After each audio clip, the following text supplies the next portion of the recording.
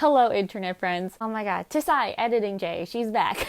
We're back. Welcome to the final part in a 5-part buddy reading saga in which Past J takes her two friends, Maya and Chelsea, on a journey through a favorite of all three of their childhoods, Bras and Broomsticks by Sarah Mlynowski. What a journey we have been on together. Quick recap, we are picking up at the very end of the book. We have cut it off right before the climax. We are going to be opening on the day of the fashion show. We're going to go straight through the wedding / spring fling. We are going to get resolutions on all the things, and Maya, Chelsea, and I are going to just recap our thoughts about the books overall. And I am very excited to share all of that with you. So without further ado, let us cut to Past J, Maya, and Chelsea. We're here, we're back. Hello, internet friends, and the 5 of us who remember Bras and Broomsticks. We are at the final few chapters. There's 4 chapters left that we haven't discussed yet, but it's a bit of a doozy. So I think we should just get into it. We open with, it's the day of the fashion show. And from there, it's a lot. Like, I don't know, where do you all want to start? I think we should just go for it. So I knew going in that this was going to happen. Yeah. I knew. And so I really did not want to read it because I remember how just painful it was. Yeah. No, and honestly, I don't think it was as bad as I remember it being. I think because this time I was reading it at knowing what was going to happen. So I was just read it really fast. But the first time I went step by step through all of it. And I was like, oh no, this is the worst. And I was so mad at her mom. But now, especially from our conversation from 2 days ago, when we were what she did to her parents, it's just terrible. That I'm I mean, she doesn't deserve, no high schooler deserves that. But it was comeuppance in a way. Yeah, if you can't tell to my internet friends, it's the day of the fashion show, and it clearly didn't go well for Rachel. But yeah, I feel like whenever I read this book when I was a kid, I could not get through the secondhand embarrassment of being Rachel and having to get on stage for the fashion show. I would rather just have left. I could, it might be one of the most embarrassing things I've read. Nothing's beaten it.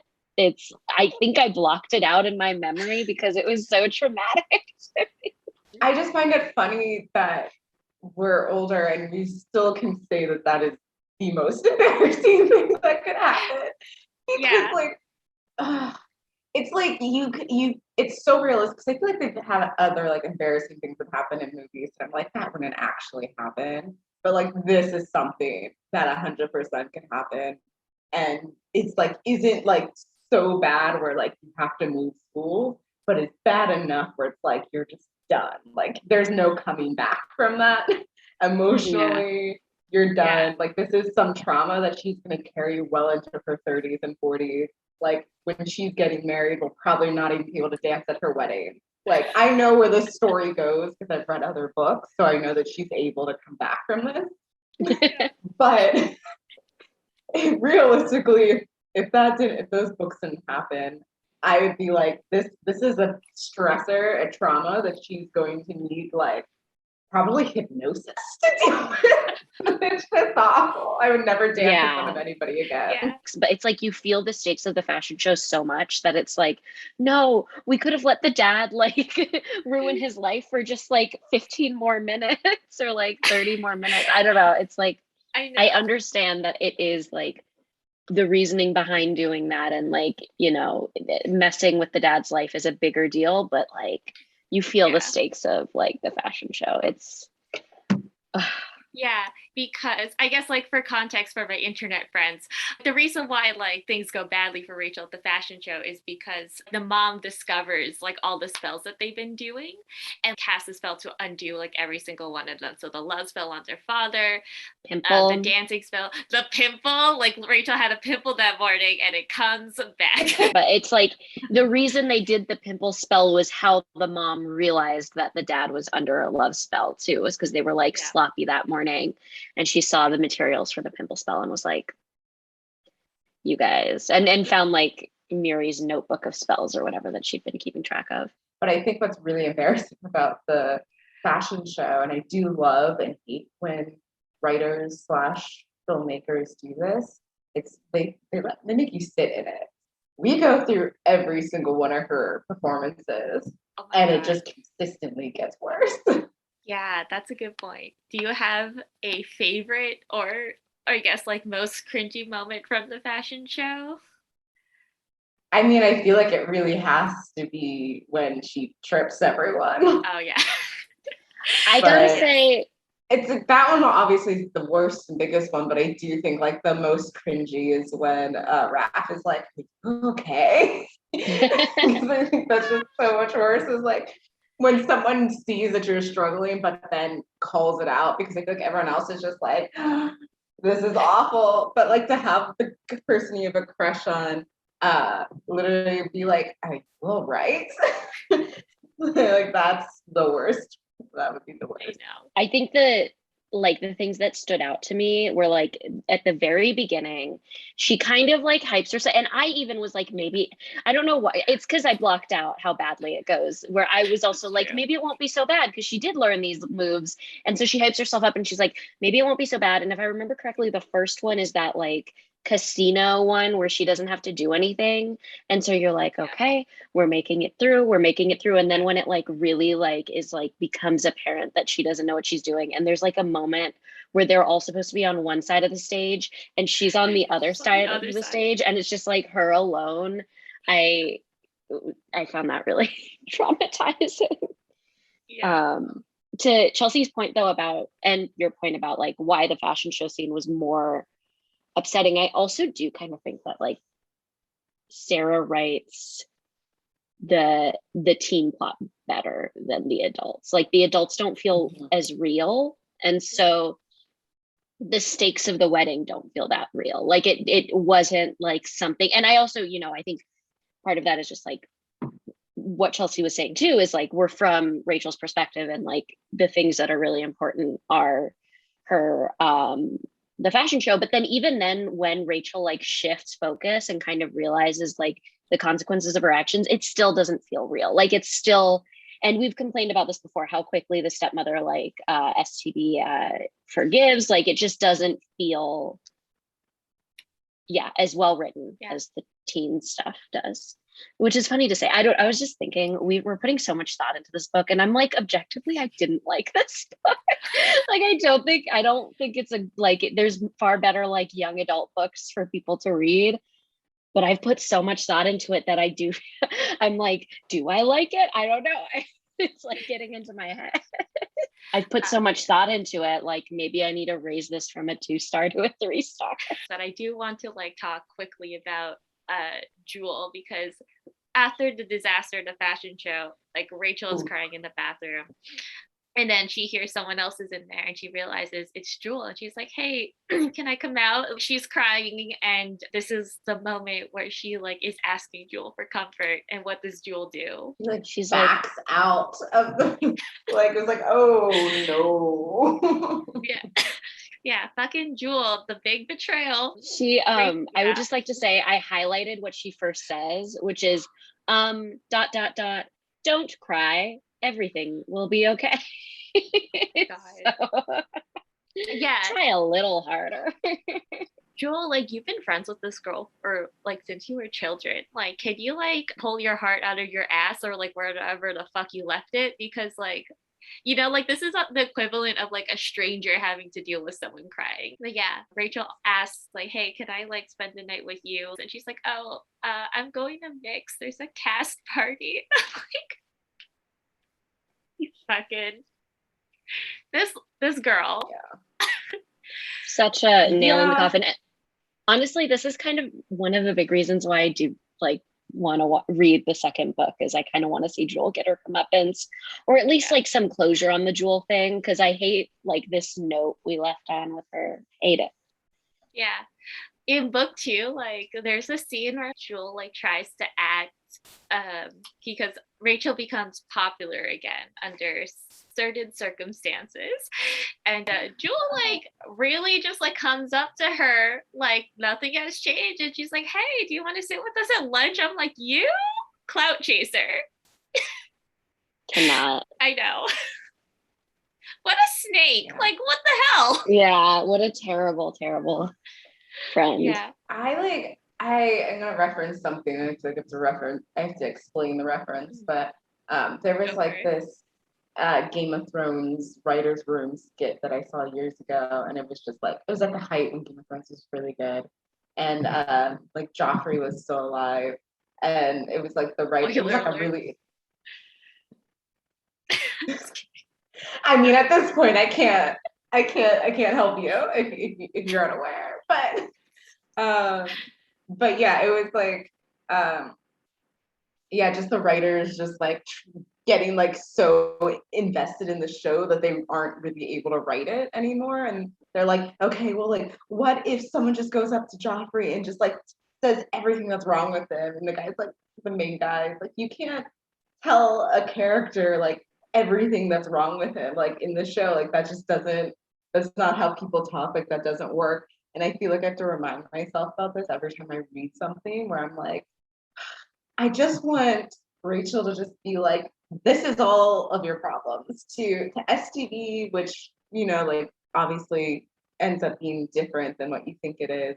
But with Jewel, same thing. I'm like, bitch, like I came to you when I was in need, and you betrayed me. You denied me 3 times. Like it's just like a whole thing. But yeah, no, then I have to tell myself, can't actually do that to characters. That's not clever writing. But I'm also like, just do it. Slap them with the truth. Sometimes there's good takedowns, you know, like we've had good. I'm trying to think of any, and literally the only one I can think of is it's good, but it's not in Glee. There's a scene where Santana takes down Kurt, and it's very like fun and like, I don't know, you can do it sometimes, but you're right. I think there is also that like the fine line between like fan service and like this is not good writing. Like you're not doing. But I'm very excited to read the second book though, because I'm pretty sure that one may be my favorite, just because of I don't know, with chicken or the egg here. I think this inspired a crush that I had that I probably shouldn't have had because I don't think they were worthy. But I had a crush on a brother duo because of book 2. I could never do that because I know it's not, but in my mind, I was like, this is one step too close to like incest. Like not at all, but I just hate love triangles with siblings because I'm like, this is like, I get really into my head about like what's like, what would like the wedding be like? Like I hate it. So I could never, even in high school, like middle school, it's a no for me. That's so funny. I didn't know this. I do prefer that. But back to Bras and Broomsticks. After this kind of like burned by Jewel, like Rachel comes out and her mom is there with Miri, and she's like, oh, they're gonna let me have it, and then all she gets is a big old hug, which I thought was very sweet. I was very upset with the hug. Oh, I liked it because I feel like the mom saw, she was like, this was traumatic. Like I was so traumatized from it. I was worried the mom would be like, and now we need to talk. And I was like, just let her. I feel like she's learned her lesson. I was so tired. Yeah. I just, when I'm angry, especially when I'm angry at somebody. Oh, another reference. This is a real throwback. This is from What I Like About You. Remember that old TV show? Love it. Mm-hmm. There's a scene where Amanda Bynes' character is just like, don't be nice to me when I'm mad at you. And I feel that 100%. So it's like, I was so mad at the mother that like, don't try to hug me. This is your fault. I am in this position because of you. I thought you were saying the other way around, because I don't know if Rachel actually ends up being angry at her mom in general. She kind of seems to like understand. It's the separation of like looking at it from a bird's eye view and being like, no, the mother was in the right. But then also from Rachel's perspective, where I'm like, no, I know you did this. And you should have waited until I was done with the fashion show to fix all of my mistakes. And then you could be mad at me, and I can't be mad at you because I clearly fucked up. But you just completely socially annihilated me, and I cannot hug you right now. Did I deserve it? Yes, but I cannot hug you right now. That's so interesting though, because I think both me and Jay thought you were talking about why the mom would want to hug her. Yeah. Am I wrong, Jay? Yeah, that no, we were no. like thinking the mom, Yeah. that you were annoyed that like the mom was so forgiving. Yeah. Oh, no, that makes sense. I feel like you're gonna watch, especially because and again, I feel like I'm already in the process of blocking the fashion show out. But like, were they like laughing at her? Did they talk about like people actually laughing or snickering at? Yeah, They she were. says she's like, some people were probably clapping politely, but all I could hear was laughter. And Yeah. and then at the end when they're getting the flowers and there's no flowers for her and it's like silent. Yeah. Terrible. Yeah. No, there's no way that that anybody could watch their kid go through that and not do anything. Which is also again why I'd be mad if I were Rachel, where it's like, you sat through the whole thing and did not try to help me. I don't know, if I was the mom, I would be like, this is like, I'd feel bad for my kid, but I'd be like, I think this is good comeuppance. I agree. It does feel like a fair, like I think Rachel knew that she deserved this. And like also like when the mom does like kind of like really like lay, not yelling lay into her and Miri, but she like really like outlines all of the ways that this was really fucked up, like all of the things that they did. I don't know, like Maya, you were talking about how like the adult relationships seem less real, and I was surprised because to me they seem more real than like the kids, except for the end, because I do think Jennifer taking back the dad is so not realistic.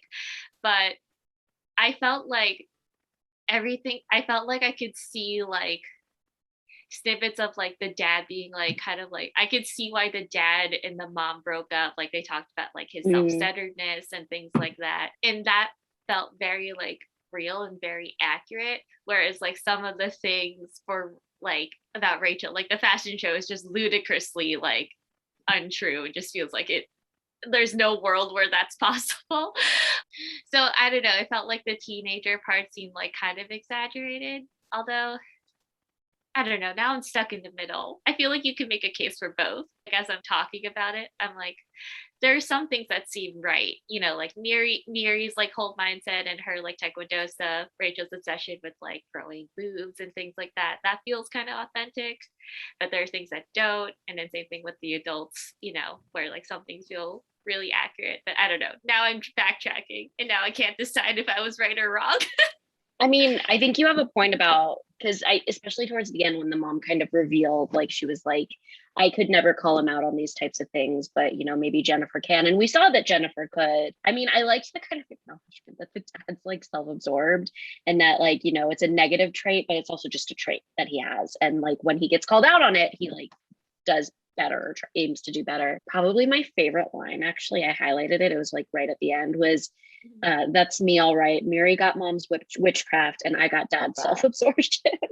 Because I was like, that is so like realistic, but also just like nightmare. Like I feel like we've all had these moments of like recognizing bad traits in ourselves and being like, this I got from a parent. Like you can pinpoint sometimes something that you do that like you realize is something that your parent does that you don't like. But yeah, to your point, Jay, I think you're right. I think both could be kind of spotty sometimes. So I'm kind of like taking back some of my statement before that I think the teen stuff is written better than the adults, because we get so much teen stuff and there's a lot of bad writing in the teen stuff, not even just like the idea of the fashion show, but just like dialogue, like things that the characters care about. To me, the big kind of negatives of the adult storylines are Jennifer forgiving the dad so quick, and then also the whole rehearsal dinner fiasco feels very kind of not realistic either. Like I don't know, it just didn't work as well, but that's kind of it. Whereas, but it's like there's less to choose from too, because there's less adult stuff versus like the teen stuff. There's too many questionable moments to choose from. That's true. moving on to like, I don't know, I do kind of want to talk about the wedding and stuff. Mhm. So like when Rachel wakes up the next morning, she's like, okay, we're gonna get this wedding back together. We can do it. I don't know, like I didn't really have any notes about like the wedding itself. I just feel like there's just a lot of things we could talk about. Like Tammy it's for the win. Tammy for the Yeah. win. Rachel left the voicemail saying like, "Hey, I am really sorry. I was the worst to you, and like the wedding's back on, but I hope you have fun at the spring fling." And then I'm getting teary eyed a little bit, but like Tammy shows up with Aaron, and it's just so sweet. And she's like, of course, Also like Aaron she for, understands. oh well, actually no. Because Yes. we're like, Aaron does something bad that we don't remember. I know, I just remember that, and so I was like, oh wait, no, I'm not gonna praise it. Give a man a pat on the back for doing the bare minimum. Nope.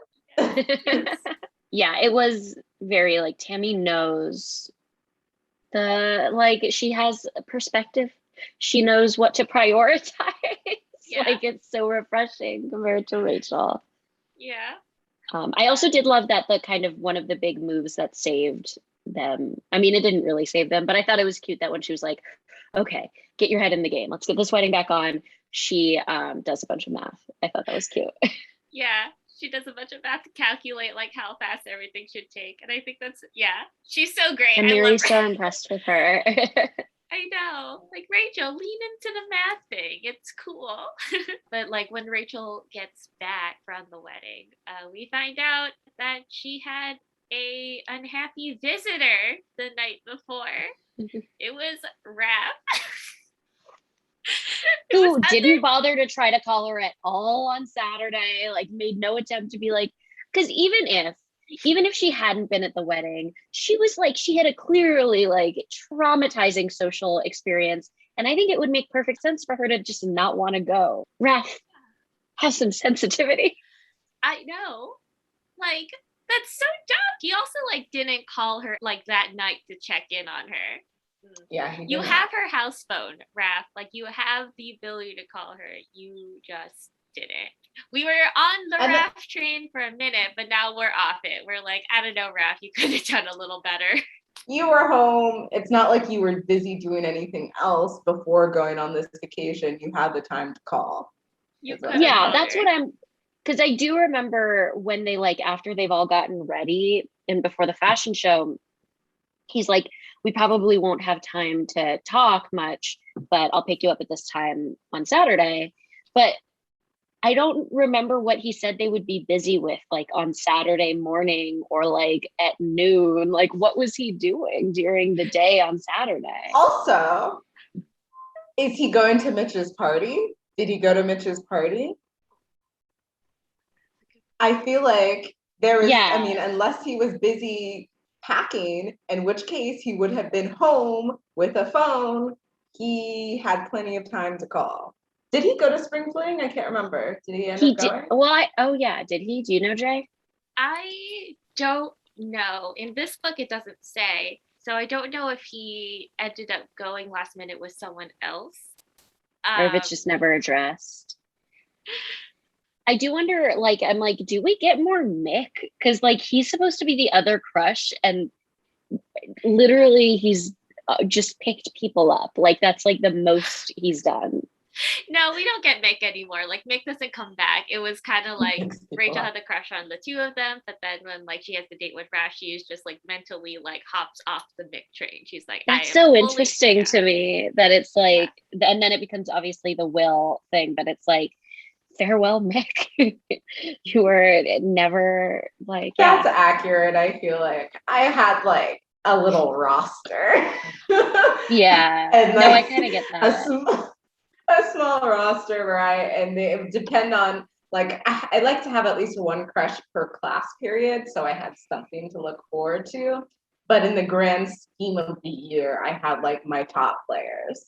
So no, I do actually agree with you. I think it's realistic, and it's realistic to kind of just like stop having your crush on someone just because you just stop. It's interesting to me as far as how it is in the book, like to introduce him is so interesting to me because I'm like, are we gonna return to that or no? That's like it, but I don't know. That's it. That really is. That's the main thing. Again, what I was saying earlier was like, is this the writing, like, is it bad writing, or is it writing specifically from the main character's perspective, where she's off the Mitch train, so we're just not going to talk about him anymore. Yeah. No, yeah, I get that. That's is this bad writing or is this good writing? Yeah. What is this? I will give Sarah a pass for this one. I think it's authentic to whatever like teenage character she was writing. Maybe like Sarah was also a character who had a roster, and like this We're gonna call it good writing. We should have had our little like deciding if something was like purpose, like on purpose, or if it was like actually we think like we want to give her credit for it. Because I feel like we had a few moments where we were like, if that's on purpose, it's good. But if it's not on purpose, I don't know. I don't know about that. If only we could do interviews with them, but obviously we can't really do an interview with the author. We're just gonna roast them. Roast her. I rated you 2 stars. It's so much better if we speak on behalf of the author, I think. Oh, so much better. Let's just speak for her. That's the way to do it. Yeah, but to be fair, I feel like there is more discourse that I'm hearing about, like, who does the artwork belong to? Is it for like, sure. Yeah, like, does what the artist intend matter, or is it just about how we, the readers, interpret it? You know? Yeah, I mean, in this Harry Potter day and age, oh yeah, art does not belong to the artist. Speaking of J.K. Rowling, I sped through it, and we don't need to go on it for too long. But there was some casual transphobia in this book. I had it highlighted that we should absolutely talk about it. That is a very good segue. Awesome, thank you, Maya. Like Rachel, like commenting on her hairdresser being like, oh, like couldn't tell if it was a man, or sorry, not it, if she was a man or a woman or something like that. And it was just like, Rachel, Sarah, don't say that, you know? It was definitely like played for laughs in a way that feels very of its time, where it's like not even like negative, it's more like that's the punchline, and then she constantly uses like her, him, and it's like very like cringy to read now. And but it is kind of like, I feel like I wouldn't be surprised if like Sex in the City, like, you know, stuff of that time that was like, see, we take place in New York, trans people exist here, and that's the joke. That's the joke of this thing. I was almost about to argue with you and say, like, I don't feel like it was even played for laughs, because like it's said like in passing. It felt so unnecessary to even comment on it. But then you're right, she does do the he her thing for a little bit, like says it like 2 or 3 times, and so it is played for a joke. Hi, it's Editing Jay, just jumping in here to give additional context for what we're talking about right now. Like, I feel like we could have been clearer about what this moment of casual transphobia looked like, and explain why we just like felt weirded, like, and explain like why we didn't like it. I mean, we didn't like it because it was transphobic, obviously. But I felt like we didn't describe the scene itself. So I'm going to do that now. So the scene opens, Rachel is getting her hair done, and she describes her hairdresser as this. Sophie, a very tall, broad-shouldered hairdresser with bright, fake red hair and a face full of makeup, who might have been a man before he/she became a stylist, spent 30 minutes putting my hair into curlers. And then it just keeps going on from there. We weren't fans of the he/she part. Like, we weren't fans of the he-she. We also didn't love that it wasn't like a one-line descriptor. Like, Rachel continues to think of Sophie as he/she in later paragraphs. There's another line, I'll read it out to you. Natalie, who looks as if she could be Sophie's twin sister/brother, tweezed my eyebrows, then spent 40 minutes applying my makeup. You could have just said Natalie. Like, you could have just stopped. You chose to type more letters that were unnecessary, Sarah. You could have. So yeah, I don't know if I'm over-explaining. I just wanted to take this minute to explain what we were talking about, because we didn't like read out the lines in a moment, which I think would have made our whole discussion about this a little bit more clear. It's one of those things where it's like, reading it now, it truly, I think you not catching it being a joke, Chelsea, was how I kind of read it too, where I was like, is that the punchline? That's the reason for you? Like, it was just so confusing to get, and it aged very poorly. Just did not work. It was not a great thing to say. and it's, and it's like just like the flag got redder over time, This is another thing though that I think is a flag against the book, is that I like in a well-written book, like I think like unlikable characters can still be like likable. I know, Chelsea, you agree with me that Cersei Lannister is like one of the best characters of Game of Thrones, and so it's like about like writing them well, and I just don't think Rachel is like, she's almost there with making her like I do feel like I rooted for her in some regard, but it still was like really hard to root for her. Whereas like, that's not always the case for me. Like I could enjoy her character more if she was, in my opinion, written a bit better. Because I feel like I know what Sarah was trying to do, where we'd have these super frustrating moments of Rachel like doing something bad, but then her internal monologue would be feeling guilty, but it just like didn't work quite as well. Like I wish there was a way she could have done it a bit better, where you could like really feel how paralyzed Rachel was by her like own selfish wants and desires. Because the way we read it and how we were frustrated reading it was like, she knows she's being a terrible friend to Tammy and she's still doing it, which I don't think is what the intent was, but it's how it felt reading. I think also I wish Rachel was surrounded by people who were like a little less perfect. Like I feel like Tammy is such an amazing friend and she really has no faults. Or like at least have Tammy be like less of like the world's most amazing friend. That would balance out Rachel when she's being the worst. Similarly, I feel like we were a little enamored by like Raph. He seemed a little bit like more attentive. We called out that he had problems. He could have called her, but like the book never really addresses those things. So it's like she's surrounded by people who are seem to be better than she is, so it makes it, when she messes up, it makes it like worse, like we're more annoyed at her because she's not rising up to like the people around her, I guess. I do think it's necessary to kind of have at least Tammy and Miri, which I just said those are my two favorite characters, but I'm biased. But I do like that they are kind of like this perfect, but hopefully with further development in the other two books, like aren't perfect, but are very good characters that our main character is just not appreciating. Yeah, but yeah, I don't know, because I do agree with Jay that like, I wonder if part of why the nuances that were tried to apply to Rachel didn't work as well was because the characters around her weren't very nuanced. Like now that I do think about it, I don't, like, as you said, like the mean girls were like very mean, and Tammy and Miri were very like good and like forgiving. And I don't know, I think maybe what Sarah tried to do with Rachel would have been more successful if we had seen more nuance in the characters around her. If they weren't so polarized. I see that point. I do think it's like, this is like a sign of the times. Like this book was like, not a sign of like, I think people have always been nuanced, but I think it's a sign of the times of like books and TV and like media about teens.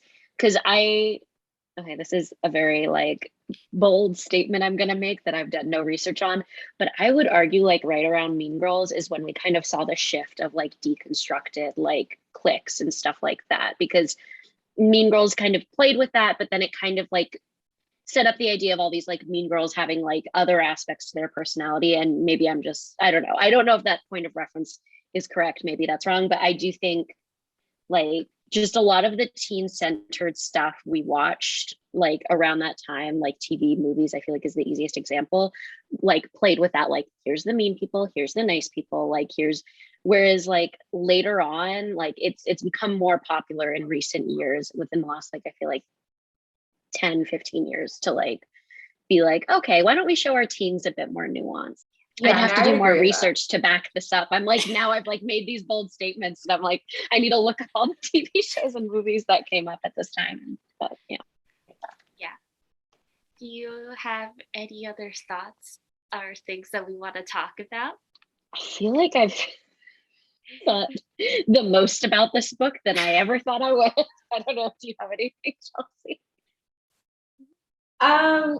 You guys were talking about whether you think it's like good or not, or if you think you like it more than you thought you would. But I'm trying to think, because like, I don't know. I enjoyed rereading it. Some of it, like the cringeworthy parts, it was so much more cringe than I remember which I knew when you reread anything like this, you know there's going to be cringe. But I thoroughly enjoyed revisiting that time in my life where I was just like, oh my God, like I want to be Rachel. I want to have a sister who's a witch that can make everything happen. And like, I want like the main thing in my life to just be like trying to get a boy at this fashion show. And like, no, it was cute and it's fun. And I am excited.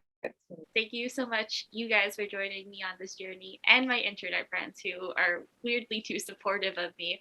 And we will see you in Frogs and French Kisses, to be determined when we will do that. And that is the end of Chelsea J and Maya reread Bras and Broomsticks by Sarah Mlnansky. What a ride, what a day, what a journey this has been for all of us, huh? Like, I'm grateful to whoever is here joining me on this journey. I am grateful to anyone who has read Bras and Broomsticks. I feel such a release whenever I talk about these books because it just felt like outside of some like big hitters like Percy Jackson, it was like, no, I'm reading Bras and Broomsticks. Have you heard of it? No, nothing, no recognition. And it's like, finally, someone who understands. Like, it feels like such a catharsis to like be able to analyze these books. Do I feel like my brain is deteriorating the tiniest bit? Maybe. Yes. But that's okay. I'm having a great time, and I hope you did too. And I will see you in another one.